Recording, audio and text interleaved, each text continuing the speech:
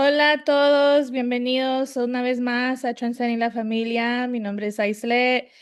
Muchos me conocen como Sachi Ice Queen en las redes sociales. Hoy tenemos tres invitadas muy especial y también tenemos a Christy, que es mi co-host. Y hoy vamos a tener un episodio bien especial para el país de Venezuela con todo lo que está pasando. Yo sentí que quería hacer un episodio especialmente para esto porque es muy importante para que los que pueden ayudar, que ayuden. Am, y pues vamos a tener a Alejandra Reyes de Memorias Colectivo y tenemos a Marilyn Morales. Ella es parte de Izzy's. am, y ahora también tenemos una nueva invitada. Ah, es Addy. Yo le llamo Addy, pero ella se llama Hemp Princess. Entonces vamos a hablar un poquito con ellas. Y Christy, pues ella es parte de Learning Idiom y es mi co-host por hoy. Y ella está en Texas. Christy, go ahead and unmute. Y este episodio va a estar en inglés, pero también en español. Entonces, todas las cinco somos bilingües, entonces podemos comenzar en un idioma and then finish in the other one, okay? So, tenemos ese superpower. So, Christy, go ahead and unmute and reintroduce yourself to not only the lovely ladies but also to our audience.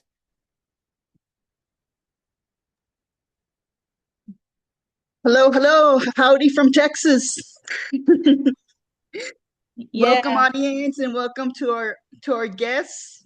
I'm happy to be here with co-hosting with Isis. So, anyhow, I just wanted to say, yeah, my name is Christy Lopez. I'm from San Antonio, Texas, and uh, originally from California. And anyhow, I'm proud to be part of the Learning Idiom franchise, and I'm proud to be to help it expand uh, to other states as well. And happy to be here to help out with what's going on in Venezuela right now. My heart goes out to everyone there out there right now, and looking forward to learning more about our three guests. Yeah, for sure. I think it's really important topic just because everything that's going on over there. For anybody that doesn't know, Venezuela got hit by not only one but two. Like the aftershock it was still strong. So the first one was like a 7.5 earthquake, and then the second one it was an aftershock, but it was still like 4.3, I believe.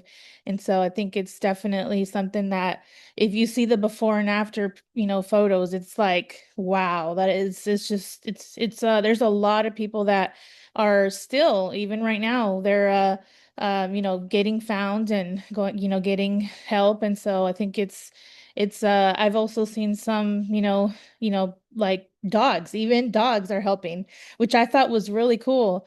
That even, trained dogs can go out and, help people.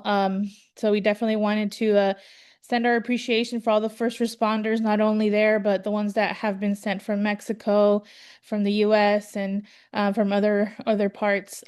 Today we have our first guest is Marilyn Morales. She is a holistic registered nurse, a Reiki master, a speaker, author, healthcare advocate, and she's also a Guinness World Record holder, which is really cool. And she also is a nonprofit leader. Um, if you haven't checked out our episode, make sure you check it out. Everything that she's doing with Izzy's legacy is really cool. And so she's an amazing person, and I always smile when I get to see her. So Marilyn, go ahead and unmute and tell us a little bit of reintroduce yourself. I know it's been a while, so congratulations on your Guinness World Record. Thank you. tell us a little bit about that as well as the words that you have for Venezuela. Thank you. Thank you so much for the invitation to be here as well. So I'm originally from Brooklyn, New York.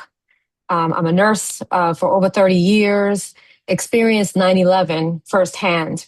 So, when you talk about Venezuela, and it's very similar to what happened to us in New York City when the World Trade Center was hit, right?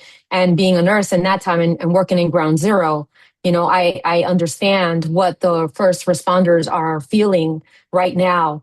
Thankfully, in this case, they're finding people, right? They're finding survivors. And so we need to continue to help in any way that we can for Venezuela. Prayers, la oración, número uno, right? Because when people collectively pray, and I'm a woman of faith, and I'm sure a lot of you here are as well, or all of us are, y la oración hace milagro, right? So we have to continue to pray for everybody who's there, for those that are still not found, that somebody will get to them and that they can maintain themselves while they're waiting, right? Funds, right? If we can absolutely donate funds, right? We want to jump on an airplane. We want to go there. We want to help our brothers and sisters, right? But is that feasible, right? But they've got a lot of people there. There's been a lot of people that have been sent over. But what can we do here? And I remember Huracán Maria, right? And Addie knows that very well. But same thing. I collected and donated items. I filled up U-Haul trucks and drove to New York City to donate items, right? But the most important thing is to deliver the funds to those organizations that are actually on the ground right now, right? Because they need the resources to be able to do what they do every day. So my heart, my prayers are for the people of Venezuela because I know firsthand what everybody's going through there.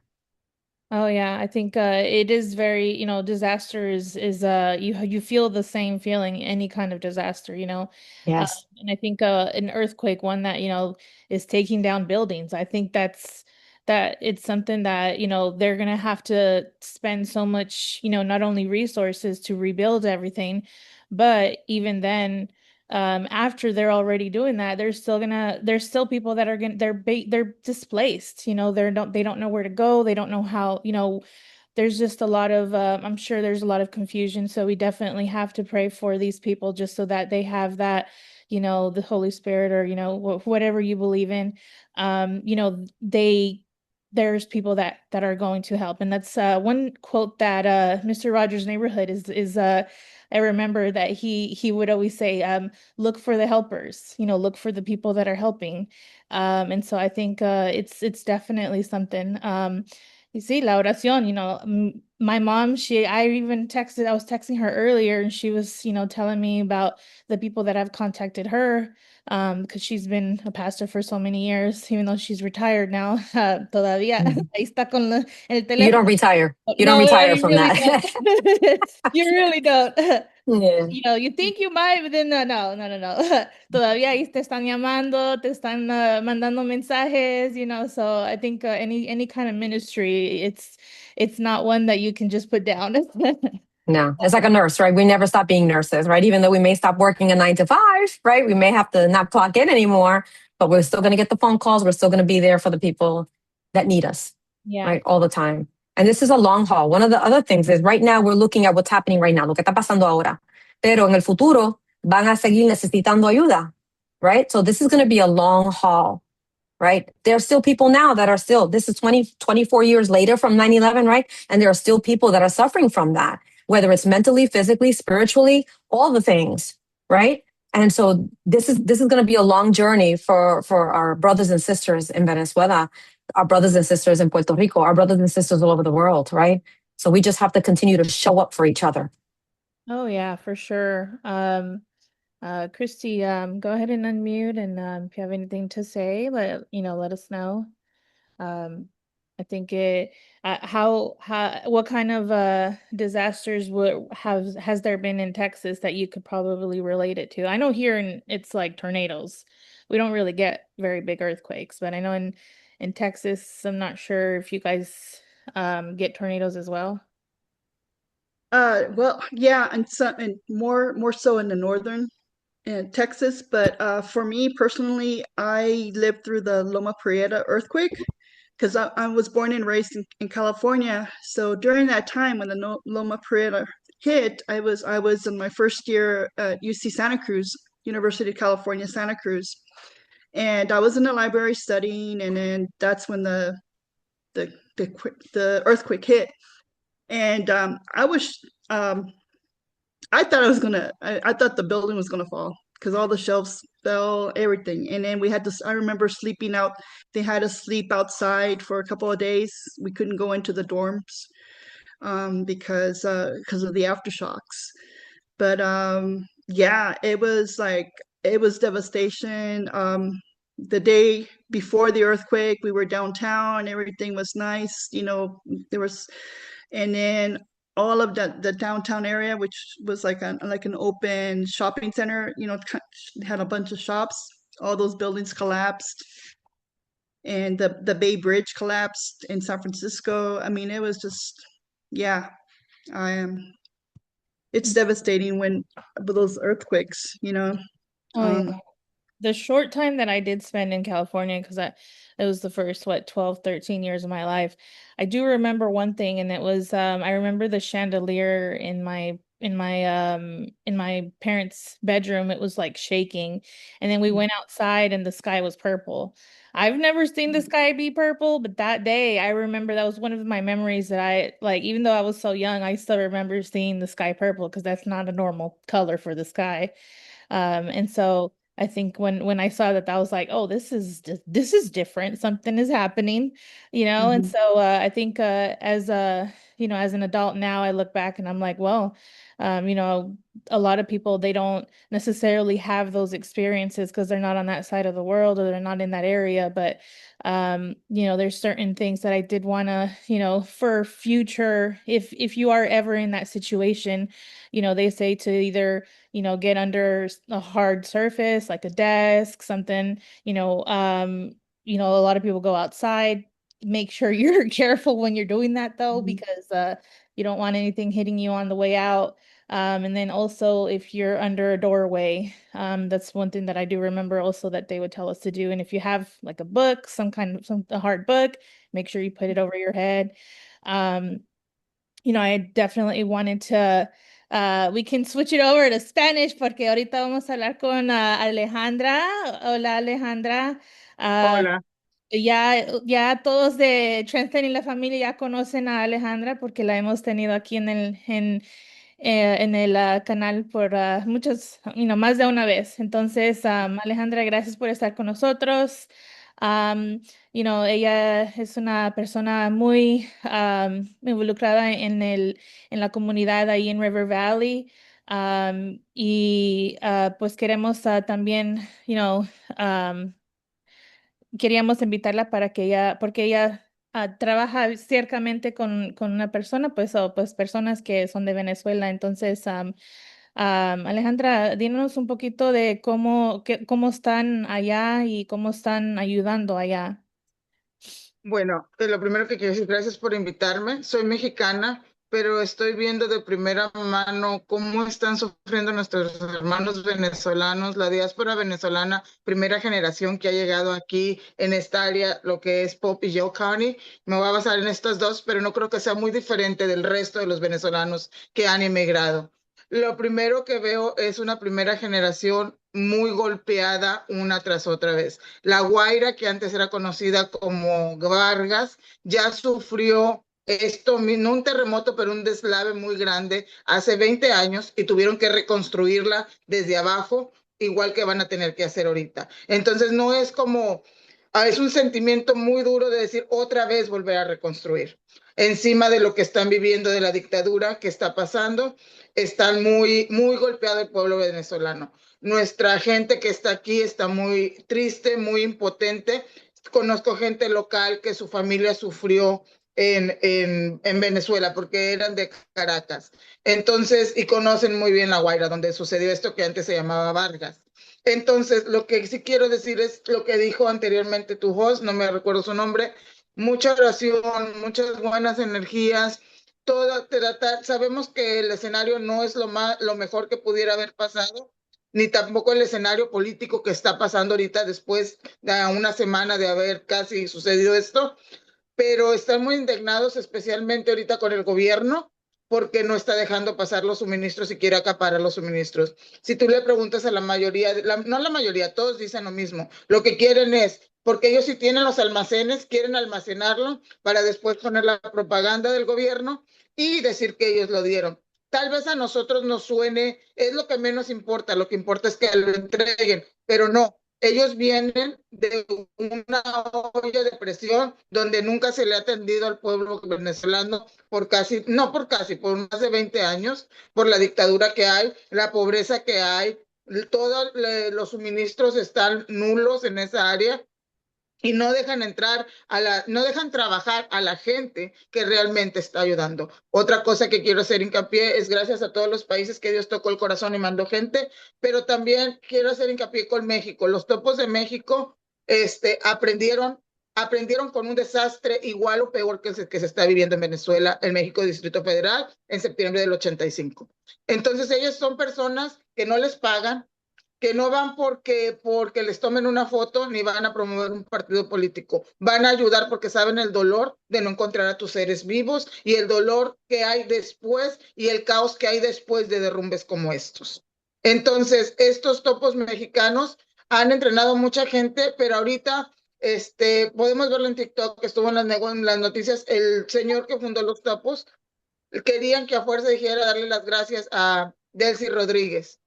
Y él dijo, yo no vengo aquí por nada. Entonces, esto no es política, tenemos que despolitizar este desastre y hacerlo humano, porque ese es el llamado de las energías, de conciencia, de amor y de Dios, hacerlo humano en todos los niveles. Es lo que yo quisiera que nos enfocáramos a lo que están sufriendo. Ahorita se están secuestrando a los niños, están haciendo muchas cosas que no deben de estar pasando. Entonces yo creo que eso sería nuestro enfoque. Para mí eso es lo más importante. Y aquí en Roseville ya han hecho acopio y han mandado para Florida y la gente a toda la con la que hablo han estado mandando dinero a asociaciones que están en Venezuela, que ellos saben que no se está yendo el dinero para otra parte. Oh, man. Mm.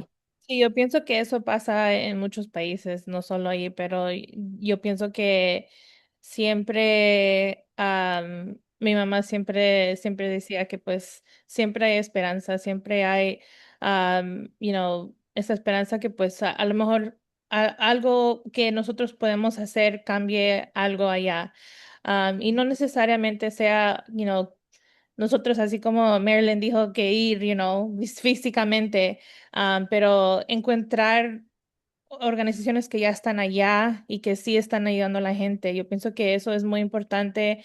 Marilyn, cuando estaba pasando todo eso en 9/11, ¿cómo fue? Yo pienso que pues aquí en Estados Unidos es un poco más fácil, pero ajá, sí, Alejandra.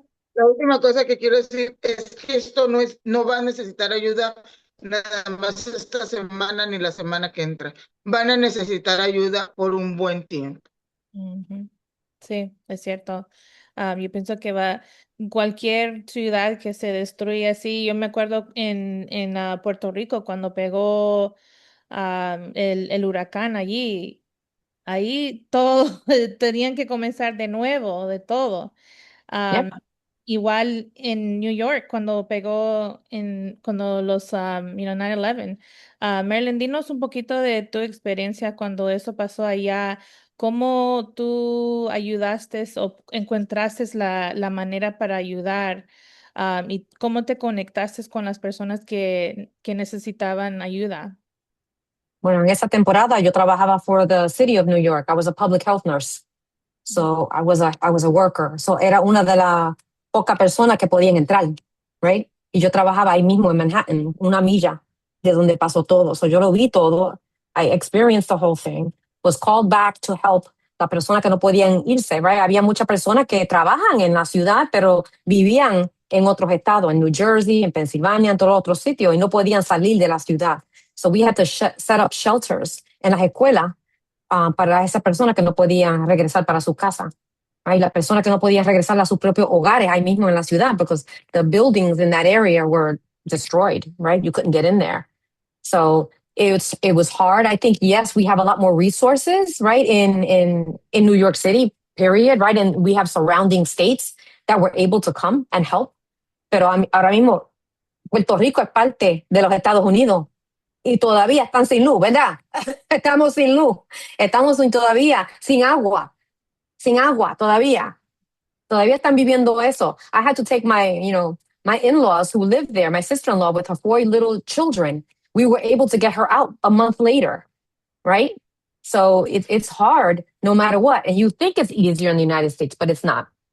Politics, la política, como dijo Alejandra, es lo peor cuando pasan cosas así, because right now todas las cosas que nosotros donamos para Puerto Rico, en muchos casos ni llegaron, todavía se están encontrando en los sitios escondidos. So it's crazy, right? So then we have to find people that are actually in the island, actually in Venezuela, who we know that we can trust, that we can send things to, that we can send funds to, so they can continue to help. Donating blood, right? Hay gente que están sufriendo medicamente, right? So once you rescue them, some of them are going to need blood transfusions. We need blood for them as well, right? So donating the blood, because eventually they're going to need these things in the future. That's what happened in 9/11. We didn't have survivors, unfortunately, right? We had some that escaped the building. But in other disasters where these things are happening, they need resources from healthcare. So we need to keep that in mind, que esto es para algo. No es por ahora. Ahora mismo necesitamos las oraciones, necesitamos fondos, pero esto es para algo. And not to forget it. Nosotros somos uno, los latinos somos uno. No somos separados por donde venimos, ni Puerto Rico, ni México, ni Venezuela. Somos latinos, period. Oh yeah, I think that's definitely something that I've noticed. Cuando hay un desastre, cuando hay algo que pasa, los latinos se unen para ayudarse uno al otro. Y vendiendo comida, vendiendo lo que pueden Lo que sea, lo que para sea. recaudar fondos para mandar. Ahora vamos a hablar con The Hemp Princess. Ella es de Puerto Rico. She's a sustainability advocate, a podcast host, author, and hemp industry leader. She serves as director of outreach for Build Green Now, Region 2 leader for the U.S. Hemp Building Association, and a proud member of Balm Global. So shout out to Nikki Cuesta at the CLA. Go ahead and unmute and tell us all about hemp and how, not only is it a plant that can help with our health, but also in these types of situations. So talk to us a little bit about that. So yes, first and foremost, thank you, Lord, for gathering us together here all at once with the same, intent and the same mission for all of us. Thank you for inviting me to your podcast today and all the guests that are with us. Yes, so hemp became something that was, I have to say, God sent. And only because I was in a place where I wanted to reach down and say, a lot of the consumerism and the products that are out there, it's a recycling cycle with all of us, because all we do is recycle money and buy and products and things like that. And I was in myself saying, I need something deeper. I need something more. If I want to be able to be there for the people and really be there for the people. I'm the type that if I buy a gadget and it doesn't work, I'll be disappointed. I'm like, why did I buy this porquería, like we say in Spanish, this piece of junk? And so I'm always looking for something that meant what it said and it did what it said. And so at one point, I got an invitation to go to the Yale Business School for cannabis. And it was just, something out there. And I was like, wow, this is really great. And I didn't have much money in my bank account. So I looked at my bank account and I looked at the opportunity, and I had cried the night before with the Lord, the Jesus, the God, the universe, everything. And this showed up. And so I said yes to it. And ever since then, I've been on a industrial hemp, because hemp on a CBD level will not do what the industrial hemp can do. And I am the divorce lawyer of marijuana and hemp. They do not mean the same. They do not equal the same. Actually, they're the war of roses right now with all the thorns, because I want to separate those two. The narrative with hemp is the THC levels and the hallucinogen product that comes with the marijuana plant. It doesn't happen in industrial hemp. Industrial hemp has been around for 5,000 years, believe it or not. Our boat ropes were made with this. Our flags were made with this material.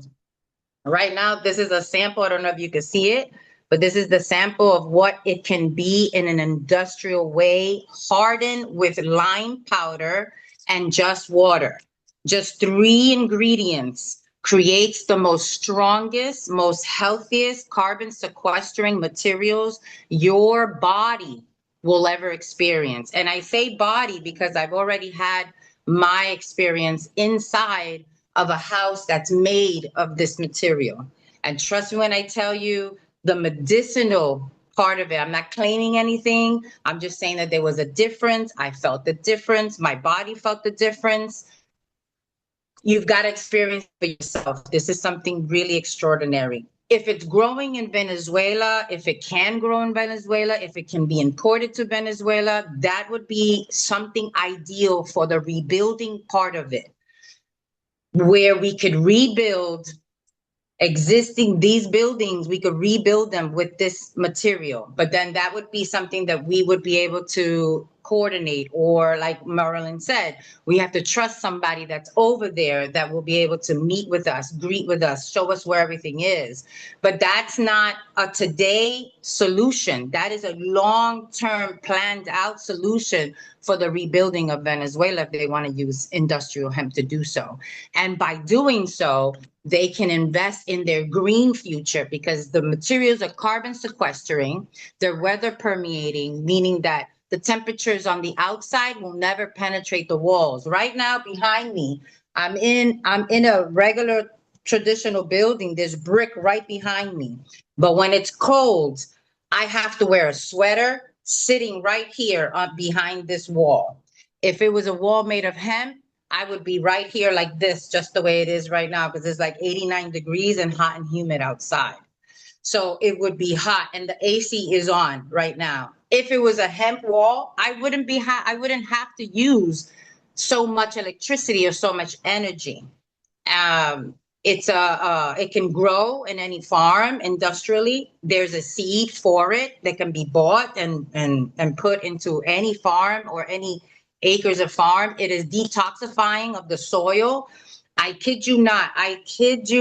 There was a money plant that was given to my daughter. I put hemp inside the pot, which is this sample right here. These are the little wood pieces that creates the hemp. And I put it in here. I am having super growth and baby growth in only one of the stems of 3 of them. 2 of them died and 1 of them didn't, because the hemp revived it. And there's so much more that this can do. It's just not for buildings. You can consume the hemp. Animals can consume the hemp. We could retrofit existing buildings, which means we don't have to knock down anything or wait for an earthquake or a natural disaster like California. California was burning, and right now we have a group of hemp educators and builders and engineers who are rebuilding in California with hemp right now as we speak. So there's universities that are involved. The University of Texas is involved. The University of Cornell, Agritech. That's where I go there for my field days. So it isn't just a material that I want to be selling. It's a material that sells itself, and I want to be the messenger for it. I'm not a mentor. I'm not a content creator. I don't want people following me. I want people following Jesus. I want supporters to put this in the building codes of every state, every county, every continent, New Jersey, Texas, anywhere in the country right now. There's many of these buildings going up. In South Africa right now, there is a model building of a 78 unit made of hemp, 100% hotel, where if you want to stay in a hotel room made of hemp, you could do that in South Africa. That's pretty if you cool. if you get out there, right? But yeah, so this type of material is great. I'm really, really excited to announce here that in Connecticut, I'm in New Haven, Connecticut right now. In Connecticut, we will be embracing the building codes for hemp. We will be doing some retrofitting in basements and crawl spaces where we can help the homeowners and commercial owners save on energy. There is already a demo that we did in December. They were paying about 800 and change in heating bills up in New York, somewhere in the state of New York, Ulster County. I called them around March time, and in March time they said, listen, my energy bills have gone down at least 35%. Wow. In the retrofitting that we did was only a kitchen floor and the basement. And yours truly worked on it, so I could put that on my resume and put that under my belt. So yeah, princesses do get their hands dirty. I'm a princess and I get my hands dirty, but if we have to take a team to Venezuela to build some houses and teach some retrofit, because we could teach this to them. This is learnable. It's teachable. We could take some, texts out there, teach it to you, get you the materials, and you guys could rebuild Venezuela whenever you want to. But there are, some red tape, some technical difficulties, and some political roller coasters that we have to get through, because I don't know when this ever happened. Why did politics become more powerful than people? This don't make no sense, because without the people, you have no politics. So I don't know where these leaders are leading to, but they're not leading to the communities where we're down hungry, where we feel it in our bellies. Puerto Rico right now should not ever be where they are. Do you see what I'm saying? But those with power, they tend to hold and still hold back and still hold back. And no, you can't do that to the people. And this is why sometimes Puerto Rico erupts the way they do. And they have that heat behind, what are you doing for us, the people? I was there for 4 or 5 years before I came back to New Haven, living on the ground, walking, no car. I didn't get a job to work a 9 to 5 so I could be there. I want to bring hemp to Puerto Rico. I want to put, hemp in all of these cement made houses that are carbon emitting, that are just getting us sick and constantly getting us in and out of the hospital for no reason. And on top of that, our medical people are leaving. We have barely any water right now. And let me tell you, it's not the whole island, because those who can will drink water, and fresh water at that. Those who can will, because I've had the privilege of being around those who can and those who cannot. And I'm like, why is there a disparity? Why is there such a difference? So it's not a lot about who's getting it, but a lot of mindset, a lot of mentality, a lot of programming has been put in a lot of people, especially the poor people. They can't get themselves out of that hole. And so other people like you and I and us right here in this group, we could call those people who can and say, dig in your pockets and reach out and touch someone.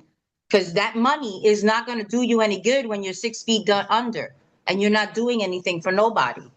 This is why I minimized a lot of things in my life. I minimized a lot of usage, I had 1 pair of jeans for 4 or 5 years. Now I have 3. But there's things that you do and you change them for a reason. And that reason is for others, to do for others, service for others.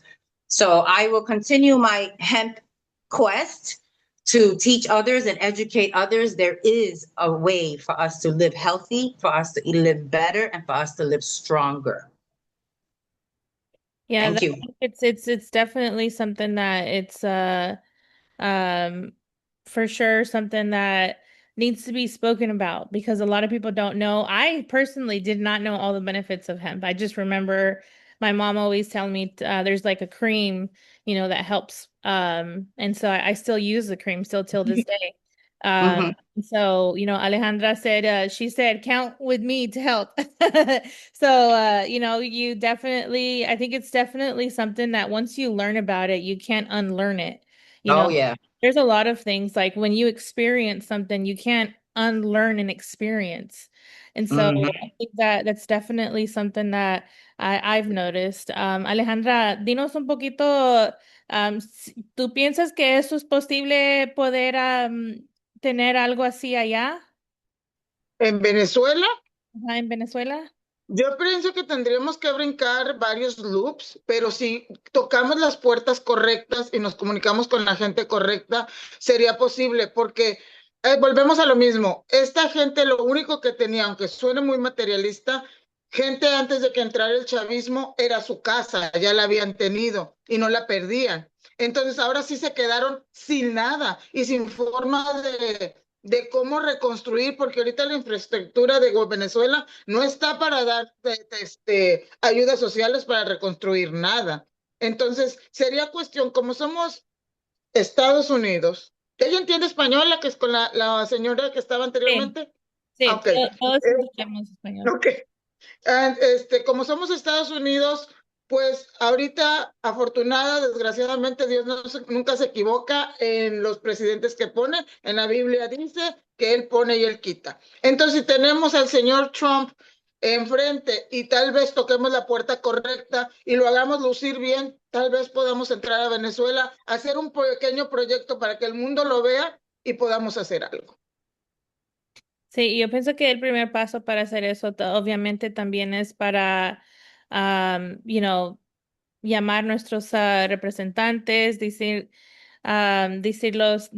you know, de esto, mucha gente, yo incluido, yo no sabía muchas cosas beneficios, y yo ni sabía que se podía usar en un edificio.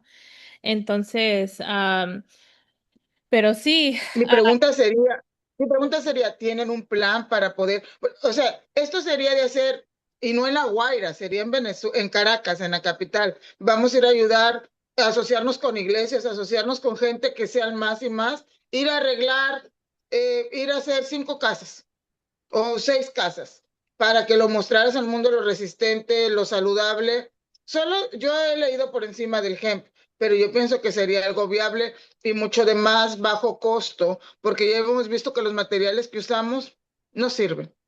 sí, obvio, y gracias por todas que están aquí. Yo sé que, Marilyn, antes que te vas, no sé si querías decir últimas palabras. Again, thank you for having me here today with everyone on this panel. Muchas gracias por tenerme aquí hoy. Seguimos orando por Venezuela. Seguimos atentos a lo que ellos necesiten. Just, continue to read, to listen, and see where there's opportunities to help. Como dijimos antes, esto va para algo. Esto es ahora, pero va para algo. So, let's continue. Okay, muchas gracias. Adiós. Dios. Sí, yo pienso que es muy importante comenzar la plática, porque eso es algo que mucha gente a lo mejor ni yo, incluido yo, no sabía. Entonces, educando a las personas primero, yo pienso que es importante, porque ya después que educamos las personas, cada persona que educamos puede llamar y puede hacer las llamadas a los representantes, a las personas para que hagan algo, tienen que ser algo que va a ayudar a las personas, no solo, hablar de eso, pues, Alejandra. Ujú. Yo creo que la forma más fácil sería, más que el gobierno, asociarnos con iglesias que ya son misioneras.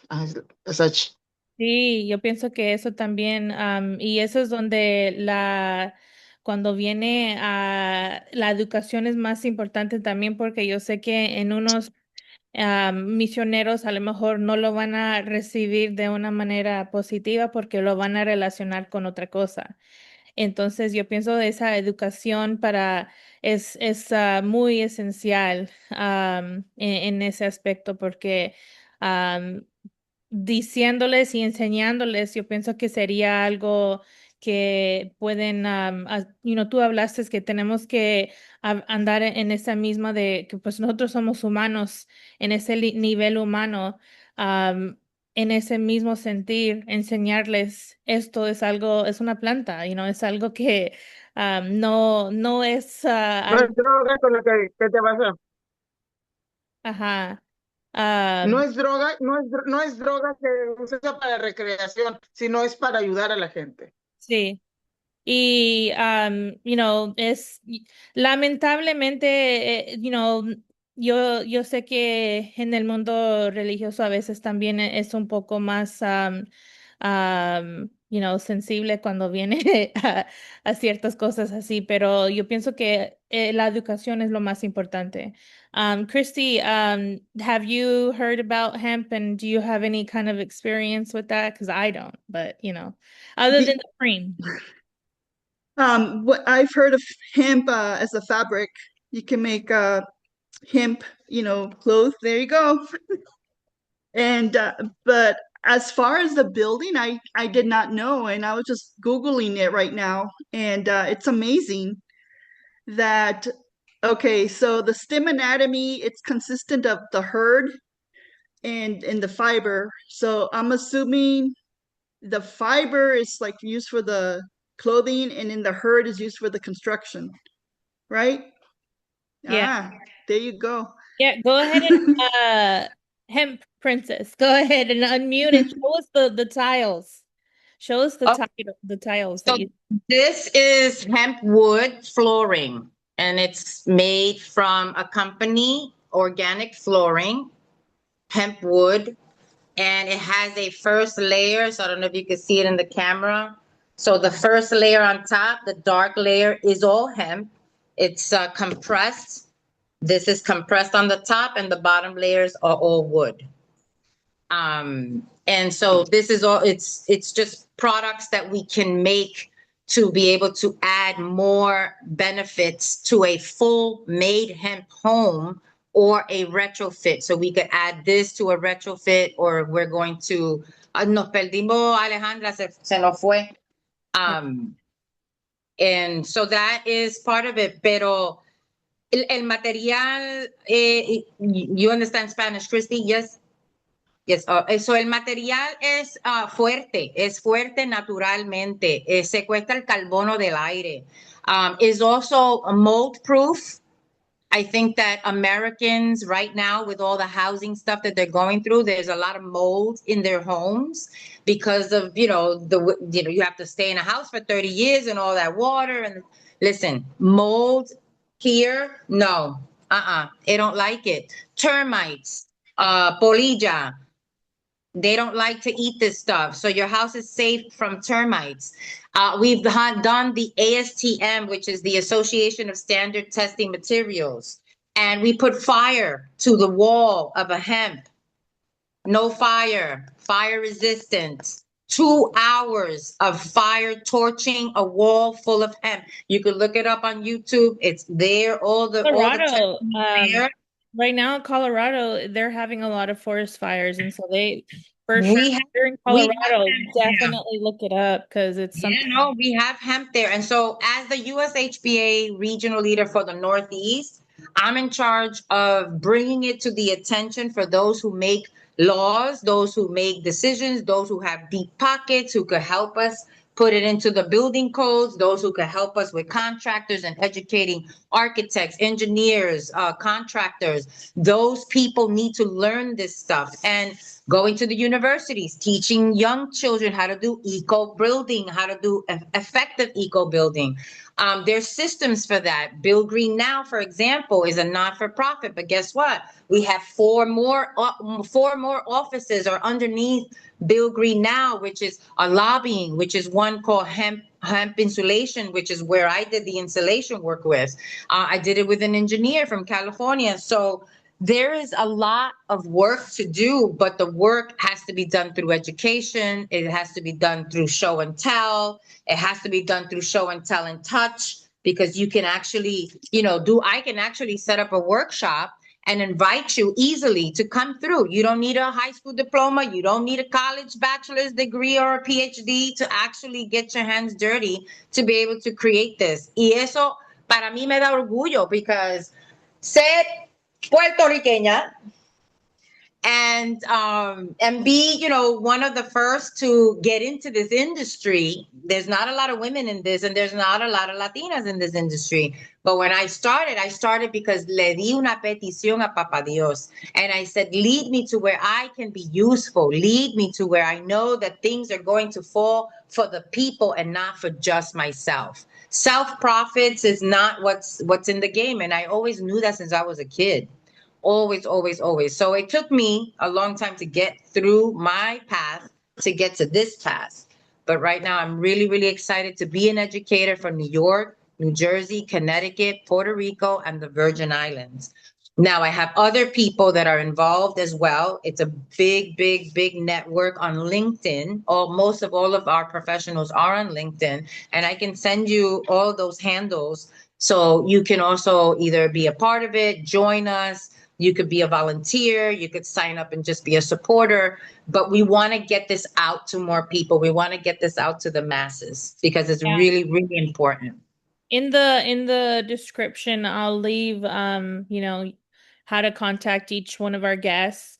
And I'll include their whenever, if you're listening on Apple Podcasts or Spotify, you can click the link. If you're on Facebook or TikTok, you're my people. But definitely wanted to, you know, educate people because a lot of people don't know about it. So definitely wanted to appreciate you and everything that you're doing.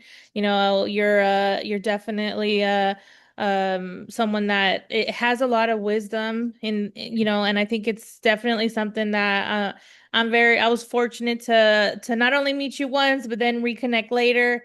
Um, I did want to ask you the question we always ask all of our guests. Okay. Alejandra and Marilyn have been asked already, but you know, you haven't been asked. If life was a lesson, what would you say it's been teaching you using one word or phrase? The one thing I've learned in life, and it just is that's the one that's just surfacing right now because I'm in my mind, in my Rolodex going, looking for something. But what really rings through is trust your intuition. Just trust your intuition. There's no other compass than that. That's good. You know, I think you know, trust the process, trust yourself. I think once you know yourself, you can trust yourself. And so I think it's definitely something that's essential for anybody. Yeah. And so that's a good way to end the episode. Just trust yourself. I Um want to I want to thank your audience. I did want to shout out Mexico because they won. Okay, go Mexico, go Mexico. I love chilaquiles. Yeah. So I was like, oh yeah. So I definitely wanted to shout all you know, the Mexicans that they were right now in the World Cup, and you know, FIFA is very, very important in the Latino world. Of course it is. Of course it is. But I want to thank you, Christy. I want to thank you, Aysleth. I want to thank myself for showing up because sometimes, you know, things happen and you don't know when you're going to have to cancel or reschedule. And I didn't want that to happen. So thank you to the Venezuelan community who's listening and your audience. If you can, you know, even 5 cents, $5, you know, give up your cup of coffee and send it to Venezuela to a trusted source so that people can receive these resources that they really, really need. Gracias a todos y que Dios me los bendiga. Yeah, for sure. You know, I think it's definitely something that I wanted to make sure I did an episode about just because I know what it's like to be in a disaster, and being a preacher's kid, there was always disasters. Yeah, you know, in there was always we always had to help, and we always so I think from a very early age I learned that you know you can thrive in a disaster, and I think that's something that it's a learned skill. And so if you're one of those that's listening and don't know where to donate, find a church, honestly, those are the main people that really honestly do help people over there. You know, my dad, he has a church over there in Nicaragua, and you know, they feed people, you know, so there's all kinds of organizations, but as long as you can contact someone and make sure it's an organization that's actually going to help the people, make sure you know where your money's going, and it's not going towards how we talked about earlier, the political nonsense. So, Christy, any last words before we close it out?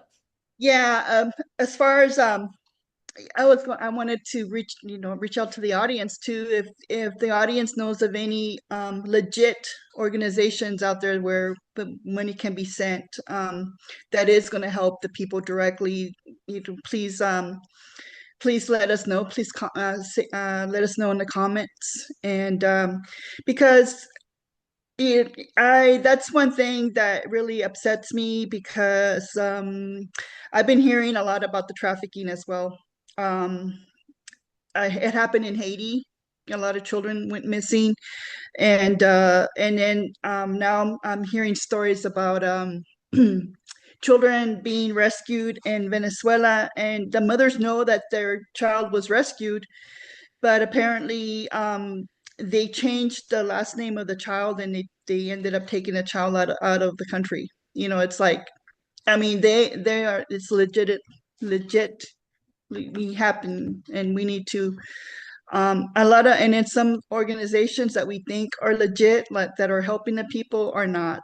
And without getting in trouble, I don't want to say what they are right now, but it's like we need to find those that truly are really for the people, Yeah, I and think not. it's definitely something that, I'll definitely do my due diligence to find one, and if you're that person that you know of a organization that's helping the people, definitely message us if you don't feel comfortable commenting. Message us if you're in trouble. Message us. Any, we always like Yes. to, if you're here in the States and you're in trouble, definitely call 988. That is something that, if you're here in the States. If you're not, then reach out to us, send us a message. I have WhatsApp. It's on my profile. I have Messenger, and so find a way to contact someone. And so definitely wanted to extend, my prayers, and, always just to remember that there's always hope, and to not give up on whatever. If you're hurt, if you're going through something right now, make sure you reach out. Make sure you reach out to, if you know anybody living in Venezuela, make sure they're okay. Try to contact them. I know with everything that's going on, it might be a little difficult, but definitely keep trying. Definitely wanted to appreciate my co-hosts and all the guests, and take care, everyone. God bless, and peace be with you. Thank you. Thank you. Thank you.